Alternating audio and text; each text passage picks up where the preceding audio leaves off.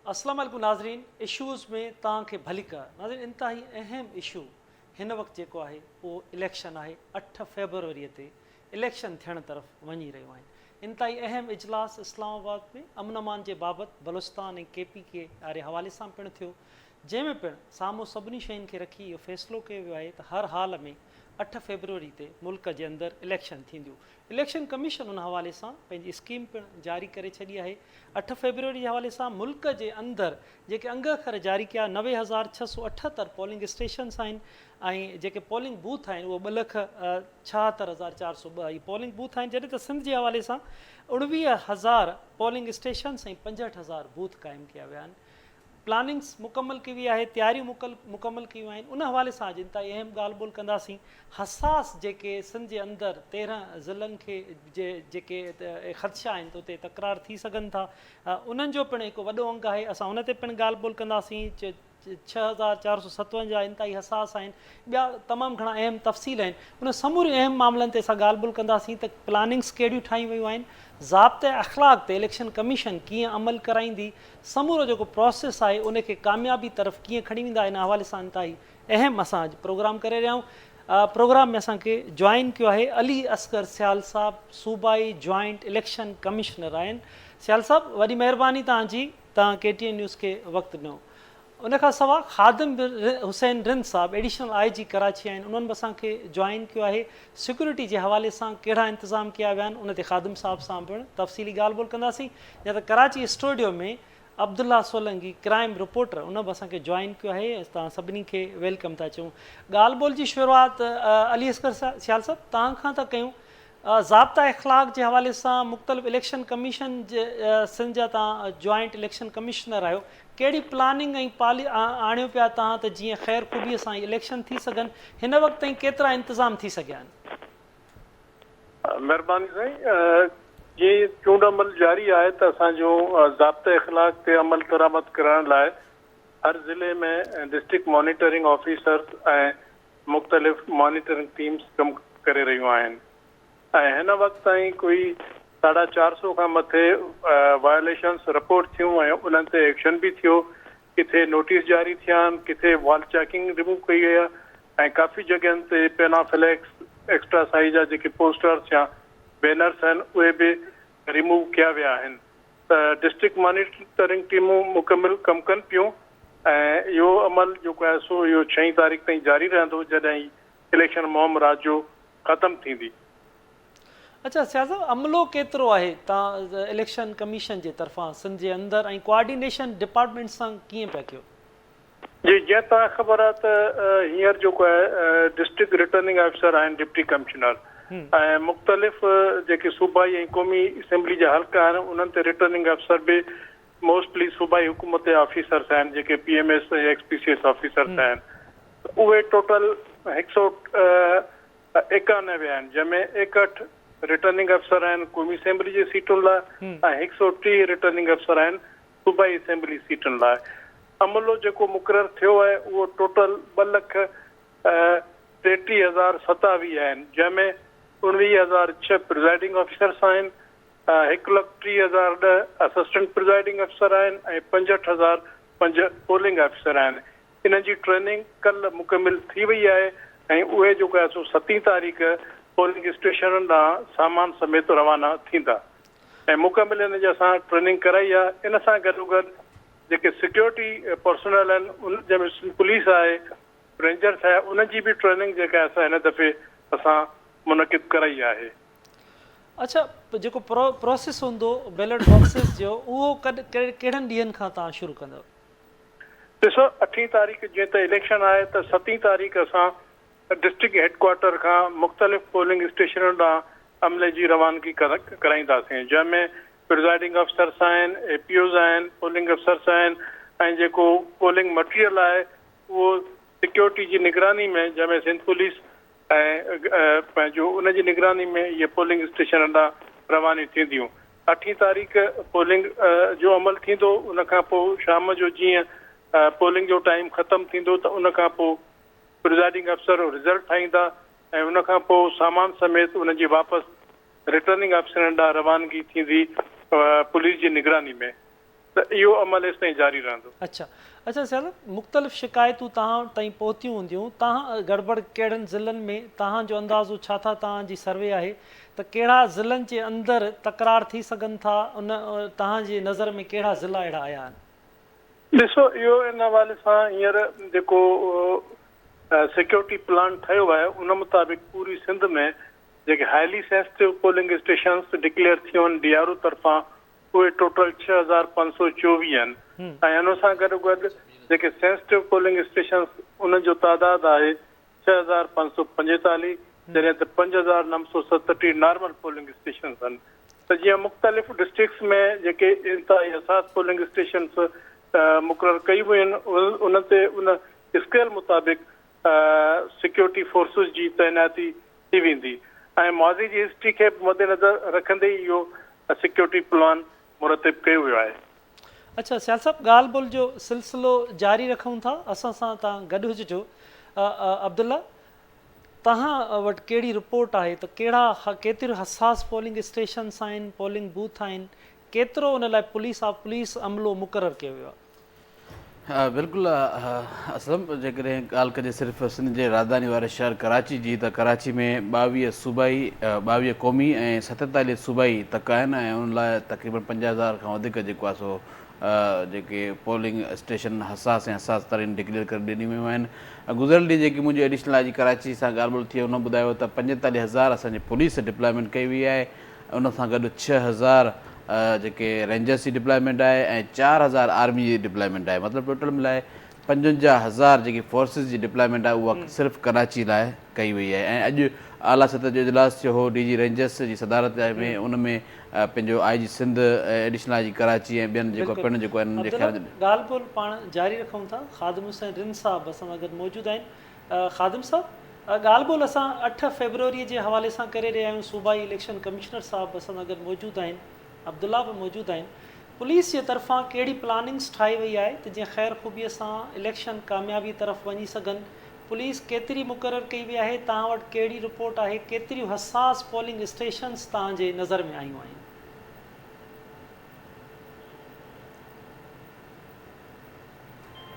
जी ख़ादिम साहब, तव्हांखे आवाज़ अचे थो मुंहिंजो?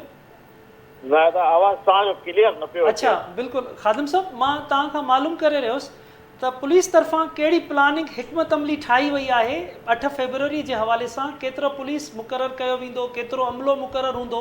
हसास पोलिंग स्टेशन्स तव्हांजे नज़र मां कहिड़ियूं गुज़रियूं आहिनि? हा ठीकु आहे दादा, पंहिंजो जेके बि पोलिंग स्टेशन्स आहिनि तक़रीबन हुन मां 5,336 पोलिंग स्टेशन्स मां 15 पोलिंग स्टेशन सिर्फ़ु नॉर्मल आहिनि, बाक़ी सभु हसास या वेरी सेंसिटिव आहिनि। अच्छा, हिननि जी डिप्लॉयमेंट जेका आहे सा उन हिसाब सां हसास पोलिंग स्टेशननि ते 5 जो तइदादु, वेरी सेंसिटिव ते 7 एहलकार हूंदा, नॉर्मल ते 4। टोटल जेका असांजी डिप्लॉयमेंट आहे उहा थींदी वञी 45,000, जंहिंमें जेको आहे सो 3 क़िस्म जी ड्यूटी हूंदी। हिकिड़ी स्टैटिक ड्यूटी हूंदी जेके पोलिंग स्टेशननि ते ड्यूटी कंदा, उनखां अलावा ॿियूं वरी हूंदियूं क्विक रेस्पॉन्स फोर्स QRF। 10 खां 12 पोलिंग स्टेशन ते हिकिड़ी QRF जी टीम हूंदी जेका क्विकली रेस्पॉन्स कंदी in case of any emergency. ऐं 3rd लेयर जेको आहे उहा हूंदी फोर्स जेका आहे एडिशनल IG सां गॾु हूंदी, जंहिंखे रिज़र्व जो नालो ॾिनो आहे। उहे बि लॉ एंड ऑर्डर सिचुएशन्स खे कवर कंदा ऐं कंट्रोल करण जे लाइ मूव कंदा पिया। सो टोटल मिलाए असांजी डिप्लॉयमेंट 45,000 हूंदी। उनखां अलावा रेंजर्स असां सां गॾु हूंदी सपोर्ट में, उन्हनि जूं कोई 6,000 जी उन्हनि जी फोर्स हूंदी। पाकिस्तान आर्मी जी बि 4,000 जी फोर्स आहे जेके क्विक रेस्पॉन्स जे फॉर्म में अवेलेबल हूंदा। अच्छा अच्छा ख़ादिम साहब, इजलास बि थियो, IG सिंध रेंजर्स बि तव्हां बि ॿुधाए रहिया आहियो त रेंजर्स बि तव्हां सां गॾु हूंदी, पुलिस जो हिकु वॾो अंग हूंदो, त तव्हां वटि कहिड़ी रिपोर्ट्स आहिनि त कहिड़ा ज़िला तव्हां सम्झो था त इंतिहाई हसास आहिनि, उते वधीक पुलिस मुक़ररु थियणु घुरिजे? जेकॾहिं पोलिंग स्टेशन जी तव्हां ॻाल्हि कंदा त ईअं चओ त पूरी कराची जेको आहे सो हसास करार ॾिनो वियो आहे। जेकॾहिं को हिकिड़ो ज़िलो हुन मां सिंगल आउट नथो करे सघिजे, बाक़ी डेफिनेटली जेका माज़ी जी हिस्ट्री रही आहे उन हिसाब सां सेंट्रल डिस्ट्रिक्ट में हींअर कुझु हिकु वॻोड़ जो बि वाक़ियो थियो आहे, त उहो वेरी सेंसिटिव उते कुझु आहिनि पोलिंग स्टेशन्स। ऐं सेम वे ॿियूं बि अहिड़ा आहिनि डिस्ट्रिक्ट ऐं इलाइक़ा जिनके असांजे हिसाब सां तमामु घणा सेंसिटिव आहिनि ऐं उन हिसाब सां पोइ उते आर्मी ऐं रेंजर्स खे बि ॿुधायो वेंदो ताकी उन्हनि जी बि कंसंट्रेशन उन इलाइक़नि में रहे। अच्छा, भला छा अहिड़ा के इतला आहिनि पाण वटि त मुख़्तलिफ़ जेके सियासी जमायतूं आहिनि उन्हनि जे विच में अञा वधीक तकरार थी सघनि था? तकरार जेको आहे सो इलेक्शन्स में थींदा रहंदा आहिनि, सियासी पार्टियुनि जा पाण में थींदा आहिनि ज़रूरु, पर पुलिस जी हुन में पूरी तयारी आहे। न सिर्फ़ु असां पुलिस एक्शन उन्हनि ते कंदासीं जेकॾहिं का अहिड़ी शइ थिए थी, पर असां इलेक्शन कमीशन खे बि जेका तव्हां मीटिंग जे हवाले सां ॻाल्हि कयो हुन में इन्वॉल्व कयो रिपोर्ट बि मोकिलींदासीं ताकी उहे कैंडिडेट जेके हुन में जेकॾहिं इन्वॉल्व हूंदा त उनजे ख़िलाफ़ बि इलेक्शन कमीशन तरफ़ां एक्शन थींदो। अच्छा, जीअं त इलेक्शन कमिश्नर साहब असां सां गॾु मौजूदु आहिनि त ज़ाब्ता इख़लाक़ जी जीअं भंजकिड़ी थिए थी त तव्हां पुलिस ऐं इलेक्शन कमीशन जे विच में ख़ादिम साहब का कोऑर्डिनेशन आहे मौजूदु?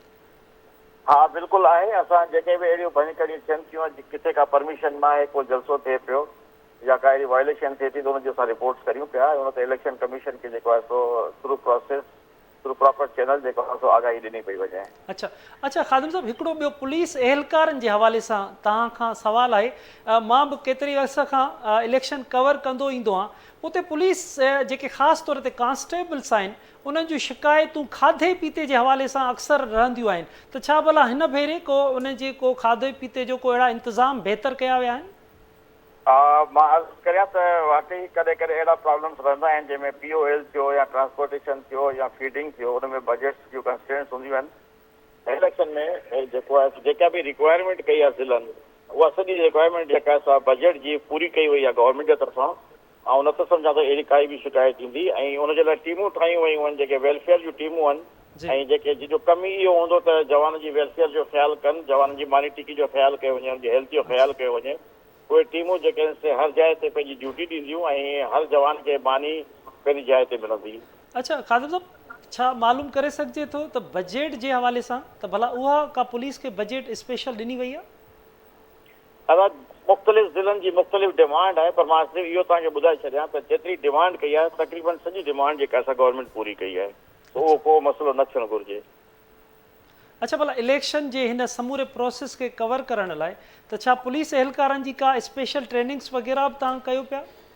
जी हा बिल्कुलु, ट्रेनिंग्स जो सिलसिलो असांजो जारी आहे। न सिर्फ़ु पुलिस एहलकारनि जी ट्रेनिंग्स उहे तक़रीबन थी वयूं आहिनि, पर जेके कुझु असांजी ऑक्सिलरी फोर्स आहे, जेके कुझु ॿियनि डिपार्टमेंट्स मां बि असांखे माण्हू मिलनि पिया, जीअं एंटी इंक्रोचमेंट आहे या एक्साइज़ डिपार्टमेंट आहे, फॉरेस्ट आहे, हेल्थ डिपार्टमेंट मां असांखे LHV जेके ख़वातीन बि असांजे सां गॾु हूंदियूं ड्यूटी में, उन्हनि खे बिल्कुलु जेको आहे ट्रेन कयो वेंदो, उनजे लाइ ट्रेनिंग जो प्लान कयो वियो आहे।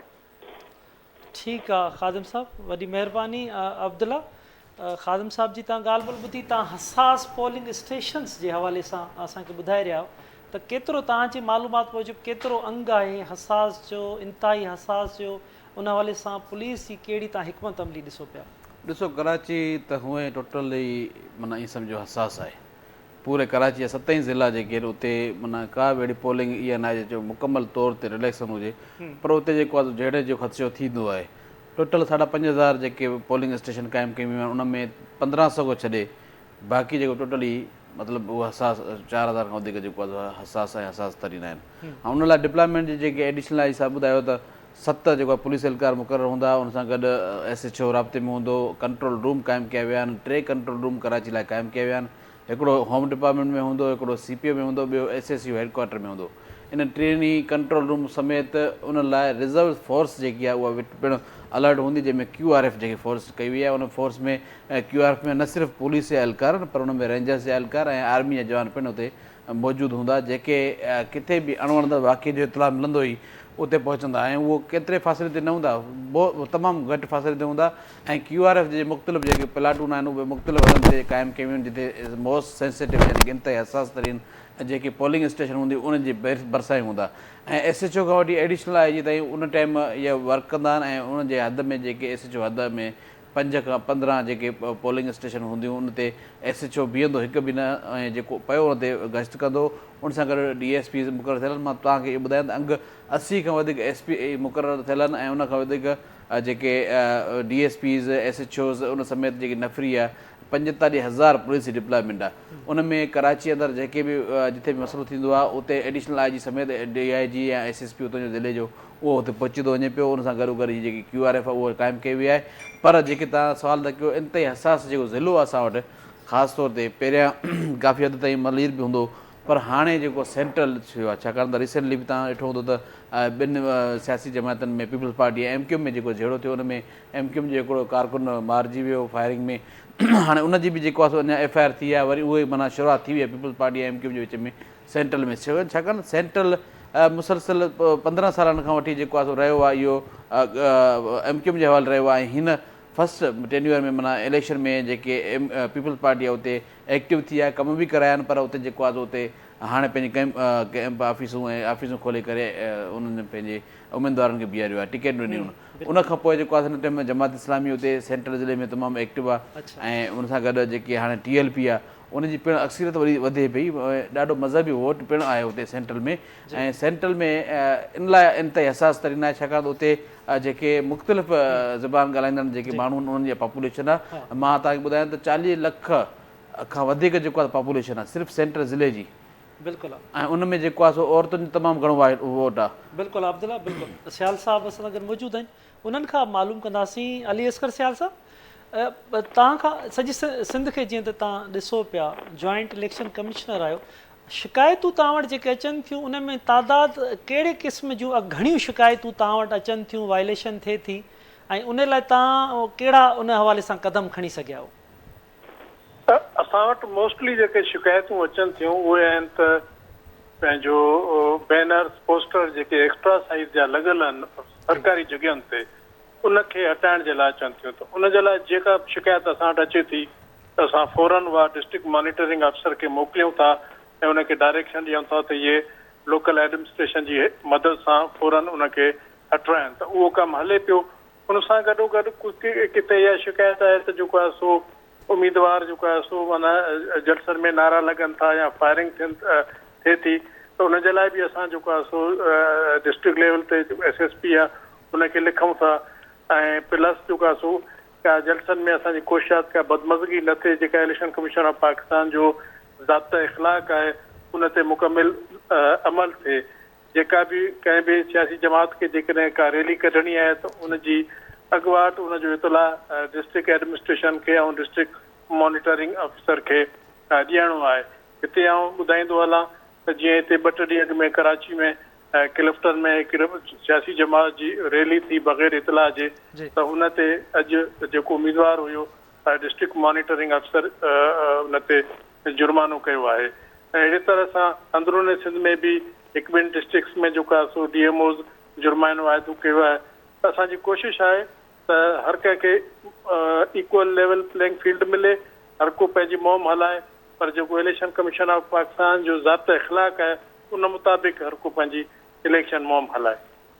अच्छा सियाल साहब, गुज़िरियल इलेक्शन में जेके असीं रिपोर्टिंग करण लाइ मुख़्तलिफ़ स्टेशन्स ते पहुतासीं, CCTV कुझु ते हुआ, कुझु ते प्रॉब्लम्स हुआ, त छा जेकी हाणे तव्हांजी गजाणी थी उन में पुलिस ऑफिसर्स हुआ सभु हुआ, त छा इहा गौर वीचार हेठि अहिड़ियूं शयूं आयूं सिक्योरिटी जे हवाले सां?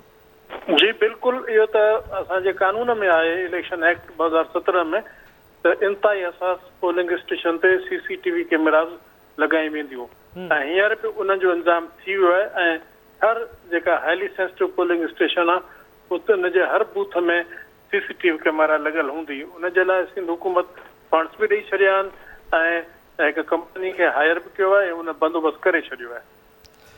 बिल्कुलु। ऐं सियाल साहब, मॉनिटरिंग टीमूं जेके तव्हां जूं आहिनि उन्हनि जो केतिरो तादादु आहे, उन्हनि जी रिपोर्ट छा आहे, कारकर्दगी उन्हनि जी कीअं आहे? जीअं त हर ज़िले में जेके बि सूबाई हल्का आहिनि असेंबली जा, हर सूबाई असेंबली जे हल्के ते हिकु मॉनिटरिंग टीम 2 ऑफिसरनि ते मुश्तमिल आहे।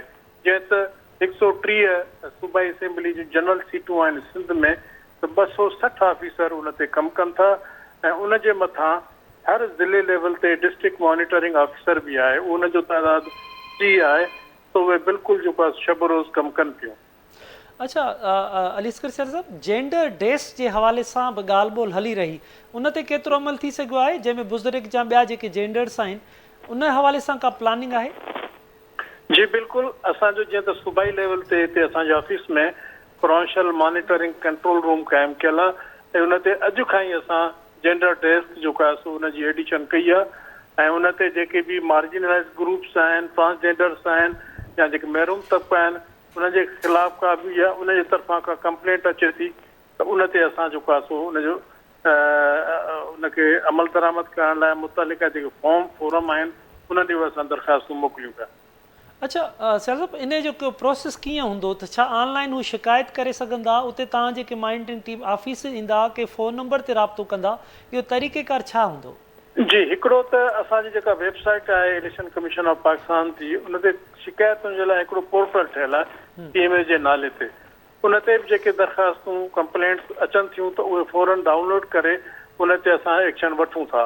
ॿियो जेको असांजो कंट्रोल रूम आहे उन में बि जेको आहे सो मुख़्तलिफ़ LEDs लॻल आहिनि ऐं मुख़्तलिफ़ TV चैनल्स जेके नशरियात हले पई उन जे ते बि जेकॾहिं का शिकायत अचे थी त उनजो बि असां नोटिस वठूं था। प्लस पे टेलीफोन लॻल आहिनि, टेलीफोन ते बि का शिकायत अचे थी त उहा न त फौरन असां उनजो नोटिस वठी ऐं उनजो मोकिलियूं था। जंहिं बि डिस्ट्रिक्ट सां तालुक़ु आहे उनजे डिस्ट्रिक्ट मॉनिटरिंग ऑफिसर आहे, DRO आहे या रिटर्निंग अफसर आहे, उनखे असां लिखूं था त इन ते फौरन एक्शन खणूं। बिल्कुलु सही पिया चओ सियाल साहब। तव्हां अब्दुल्ला अली असगर सियाल साहब जी बि तव्हां ॻाल्हि ॿोल ॿुधी रहियो। तव्हां डिस्ट्रिक्ट्स जी ॻाल्हि पे कई, सेंटर ज़िले जी ॻाल्हि कई, त मौजूदा वक़्त में सियासी जमायतुनि विच में तव्हां रिपोर्टिंग कयो पिया, छा था तव्हां ॾिसो त ईंदड़ वक़्त जे अंदरि के जेके जमायतूं पंहिंजियूं सरगर्मियूं वधाईंदियूं त किथे किथे अहिड़ा तकरार पैदा थी सघनि था, कंहिंजे विच में इम्कान आहिनि त इहे थी सघंदा, ऐं मुक़ाबिलो कीअं था ॾिसो कराची में? ॾिसो, कराची में तमामु टफ मुक़ाबिलो आहे। मुख़्तलिफ़ हिते का बि पार्टी वॾी अक्सरियत वारी न आहे पार्टी। कंहिं दौर में MKM हूंदी, हाणे उहो MKM पाण सम्झे थी त असांखे एतिरो वोट बैंक न आहे, पंहिंजा माण्हू ई जेको आहे सो के TLP में हलिया विया, के जेको आहे सो तारीख़ इंसाफ़ में हलिया विया। पर हाणे जेको मुक़ाबिलो वरी वापसि मां तव्हांखे ॿुधायां त सेंट्रल ज़िले में जेको थी रहियो आहे उहो जमायत इस्लामी पीपल्स पार्टी ऐं MKM जे विच में।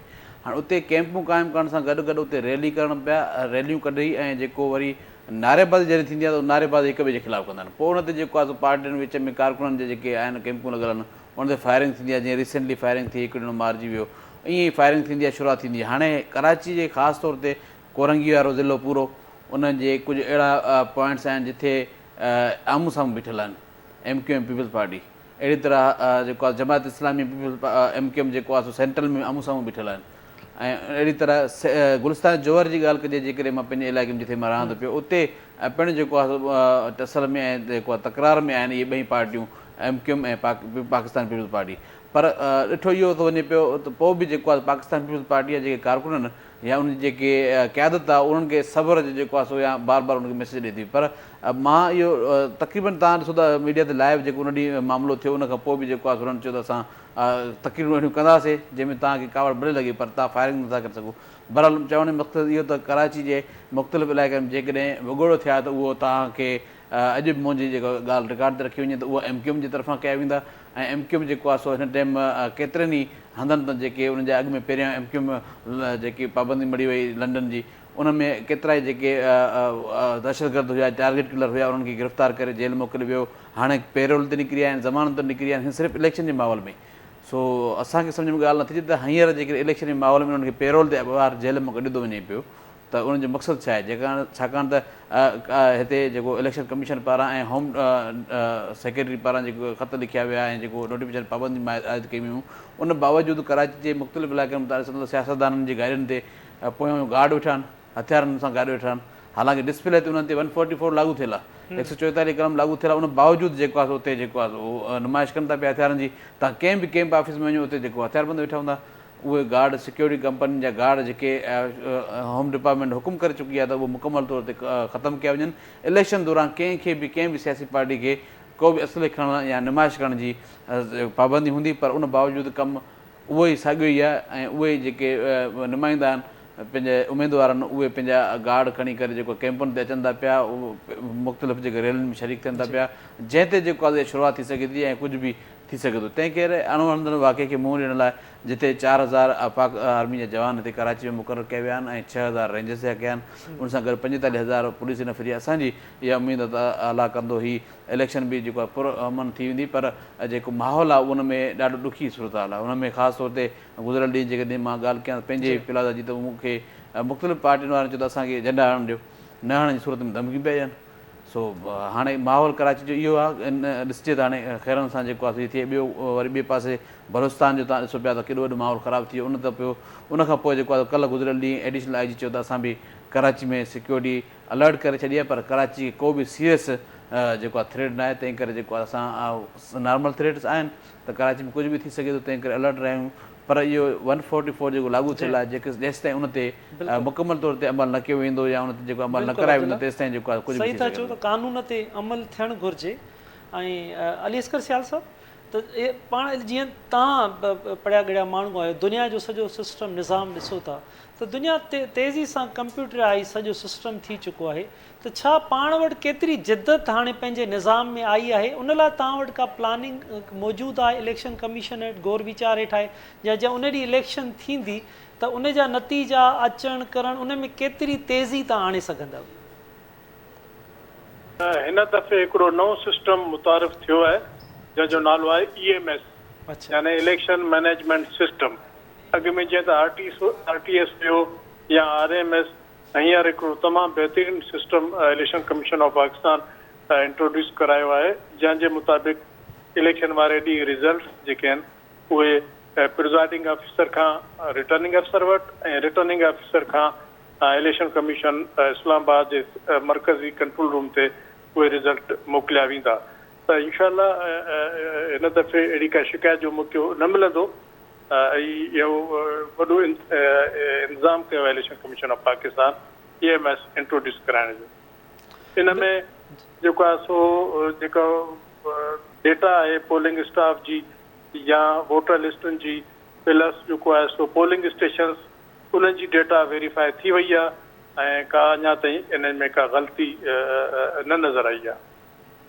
अच्छा सियाल साहब बैलेट पेपर जे हवाले सां उहे तयारियूं मुकमल थी चुकियूं आहिनि? जी बिल्कुलु असांजो बैलेट पेपर जेको आहे पूरे सिंध सूबे जो तयारु थी वियो आहे। कुझु डिस्ट्रिक्ट्स रहियल आहिनि ऐं अॼु ताईं कोई 14 ज़िला रवाना थी चुका आहिनि ऐं बाक़ी बि जेको आहे सो डेली सिक्योरिटी जे मौजूदगी में उन्हनि जी रवानगी थिए पई।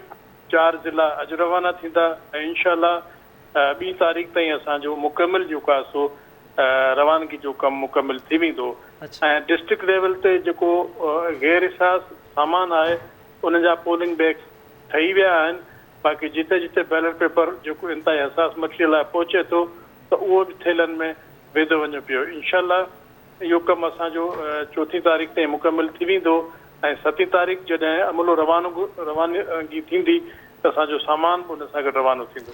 अच्छा सियाल साहब आवाम जी ॻाल्हि अगरि कजे थी त इलेक्शन जे ॾींहं ते थोरा मुंझल हूंदा आहिनि वोट प्रोसेस में उन्हनि जी लाइ का गाइडलाइन उन्हनि जो कीअं थिए त जीअं उहे अवेयर हुजनि वोट सही तरीक़े सां इस्तेमालु करे सघनि आवाम लाइ कोई अहिड़ो मैसेज हूंदो तव्हांजो?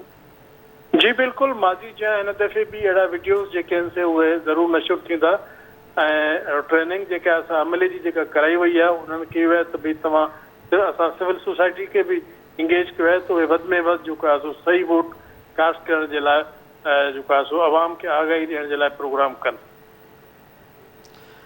ठीकु आहे वॾी महिरबानी अली असगर सियाल साहब तव्हां तफ़सीली असांखे इलेक्शन जे हवाले सां समूरी ॻाल्हि ॿोल कई वॾी महिरबानी तव्हांजी। तव्हां KTN न्यूज़ खे वक़्तु ॾिनो ख़ादिब रन साहब तव्हांजी वॾी महिरबानी तव्हां असांखे वक़्तु ॾिनो अब्दुल्ला तव्हांजी महिरबानी।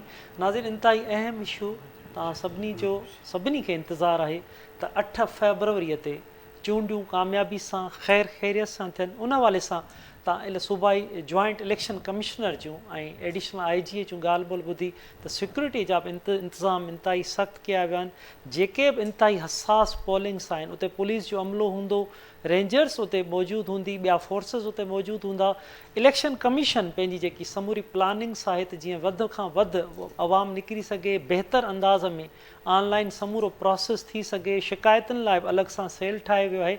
8 फरवरी जे हवाले सां इंतिहाई अहम इजलास पिणु थियो आहे जंहिंमें पिणु फ़ैसिलो कयो वियो आहे त कीअं बि करे 8 फरवरी ते हर हाल में चूंडूं थींदियूं ऐं बिल्कुलु थींदियूं। 8 फरवरी ते जेके अमन अमान जी ॻाल्हि ॿोल कई वई बलूचिस्तान ऐं KPK जे हवाले सां उहो गौर वीचार हेठि आणण खां पोइ इहो फ़ैसिलो थियो त चयो वियो इजलास में त अमन अमान जी सूरत हाल मुल्क जे अंदरि बहितर आहे ऐं 8 फरवरीअ ते हर सूरत में इलेक्शन थींदी।